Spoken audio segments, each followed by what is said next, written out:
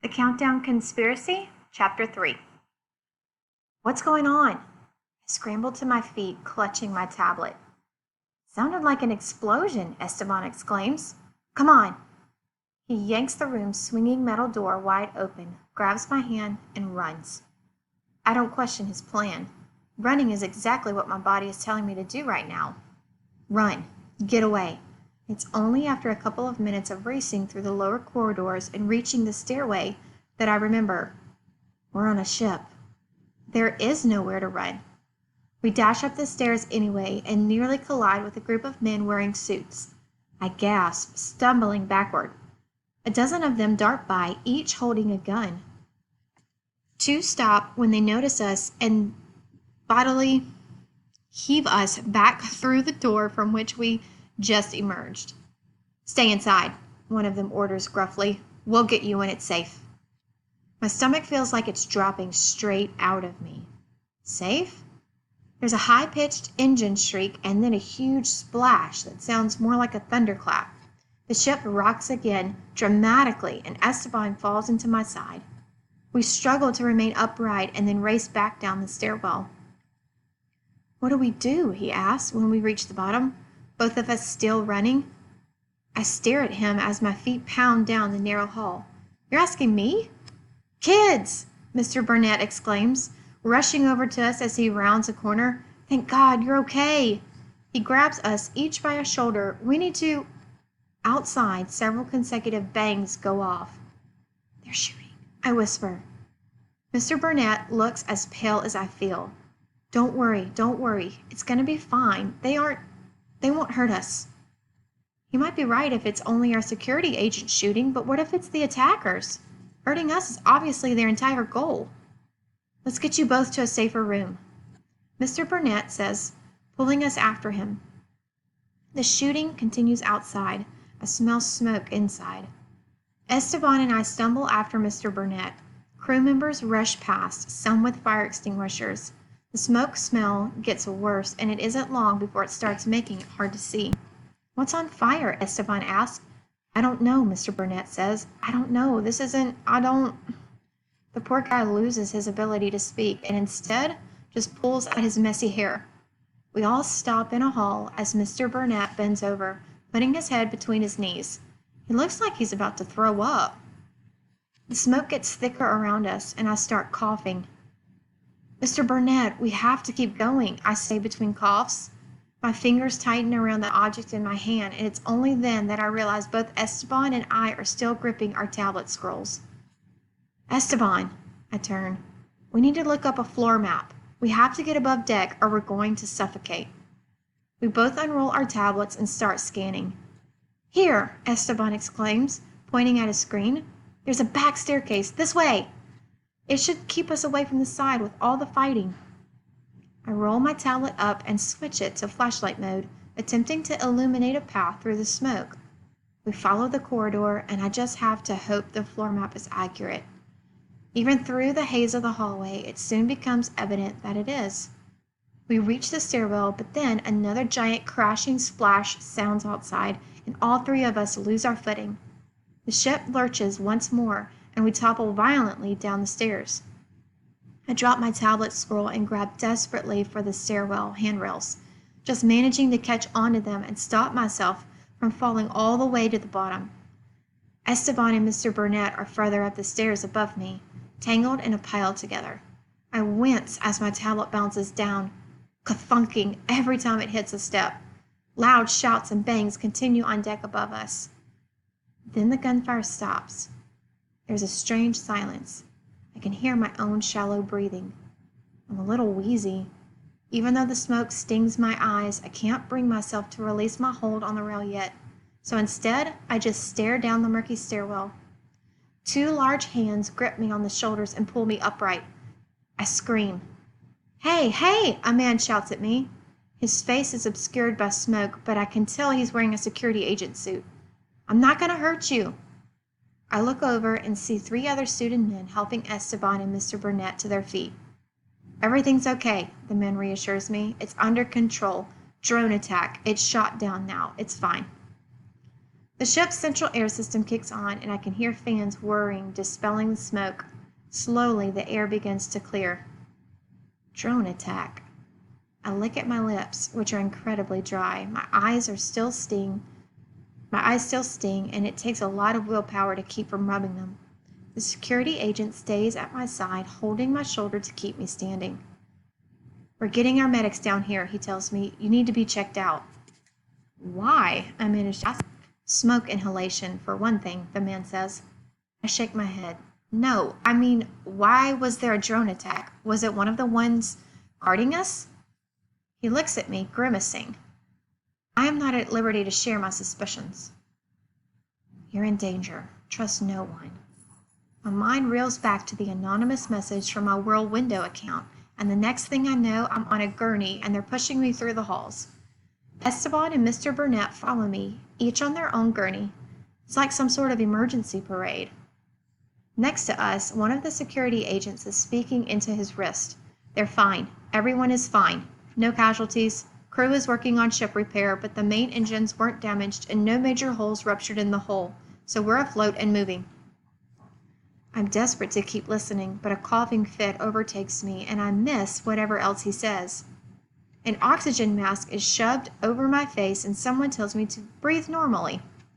A medical worker shines a pen light in my eyes. Another takes my blood pressure. Esteban and Mr. Burnett receive similar treatment. I realize that we aren't in a hall anymore. We're in a white room. It's like a doctor's office, which seems out of place on what is essentially a small cruise ship. There isn't much smoke in here, however, the fans must be working overtime. Esteban is talking, but it's hard to hear him through the mask. He must realize that because he removes it.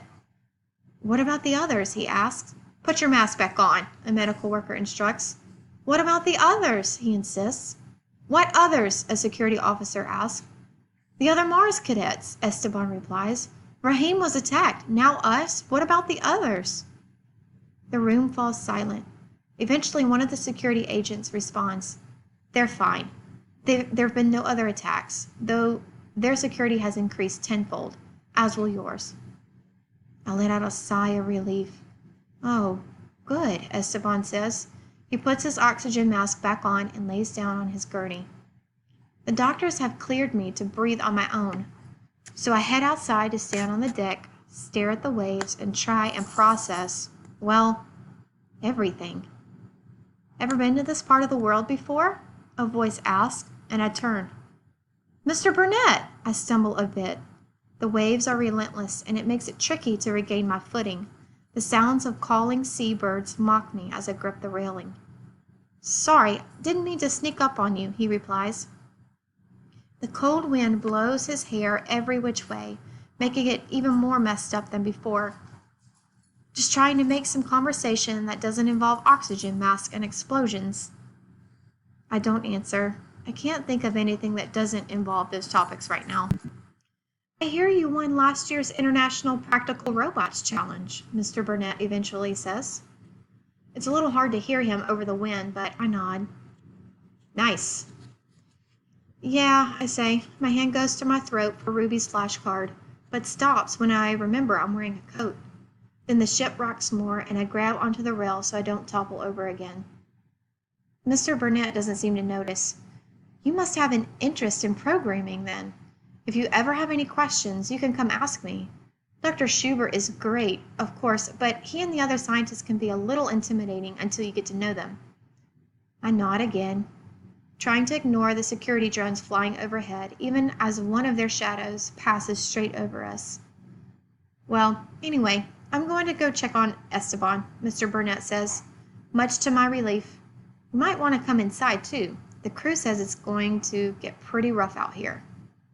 Rougher than what happened earlier? I ask. Mr. Burnett laughs. Good point. It isn't until we disembark the next day that I fully take in the damage to our ship. The entire starboard side is scorched, and large sections are bent inward. Several fighter jets swoop over our heads, and I'm escorted down the dock by 2 security agents. Relentless Antarctic wind punches my body, beating the warmth right out of me. I clutch Ruby's box in my arms, trying my best to stop shivering uncontrollably. She doesn't need to be shaken any more than she already has been. When I found her after the attack, her box had clearly taken a tumble from all the jolting about the ship had done. I went through it piece by piece during my call to my parents last night to make sure everything was okay. It took forever to reassure them about the extra security we had now, and that I would be much safer at the training island than I would be in an Ohio suburb. It was a long talk. Sasha texted me in the middle of it. "Yikes, Regent. Take care of yourself." I promised him I would, and told him that the news was making the attack out to be worse than it was. But as I stare at the scorch marks on the side of the ship, I kind of feel like I've lied to them all.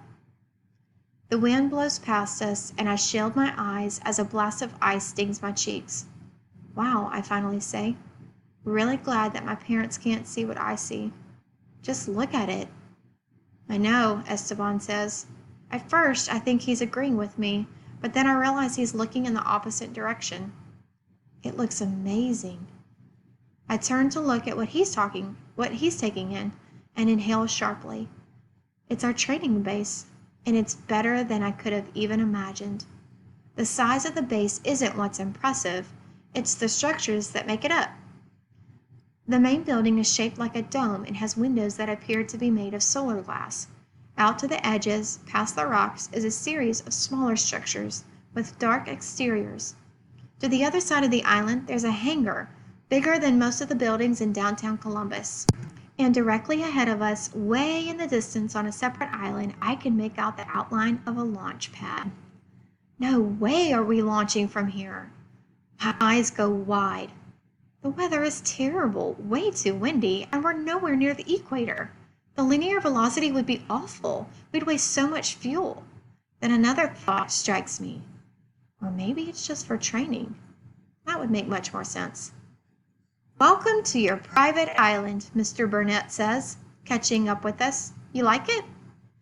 "It's so cold," Esteban laughs. "Just like Mars. It's perfect."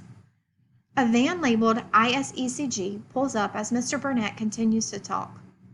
"The other cadets are already here, as are most of the scientists and engineers you'll be working with. Sounds like we're going to meet in the hangar first. Dr. Mayworth will take your luggage to your rooms." A woman in a huge parka climbs out of the van and introduces herself as our calculus professor. I really want to keep Ruby's parts with me, but my fingers are already numb in their gloves and holding the box has become impractical. So with great reluctance, I hand her over. "Have fun with the surprise waiting in the hangar," Dr. Mayworth winks at me as she takes the box. "What surprise in the hangar?" Esteban asks Mr. Burnett. My brain loops through the possibilities. "Oh, no way. It can't be a space plane already." Mr. Burnett just smiles mysteriously and Esteban leaps into the air. "Are you serious? A space plane?" He lets out a whoop and I laugh, scarcely believing still that this is all happening.